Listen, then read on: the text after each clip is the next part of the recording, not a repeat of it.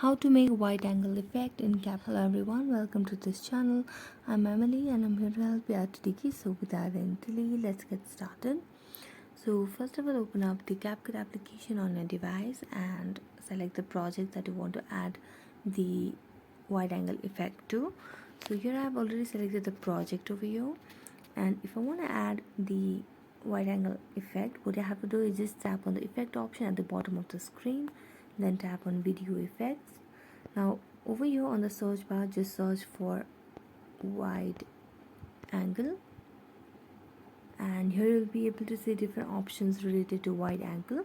Now I have already seen this wide angle option on the very first, so I'm going to use this one. After that, you can adjust the intensity of the effect, then tap on cancel and then lid. You just have to select the area where you want to add the wide angle effect as well. I want to add it over here, so just I'm going to drag it there and I'm going to watch it,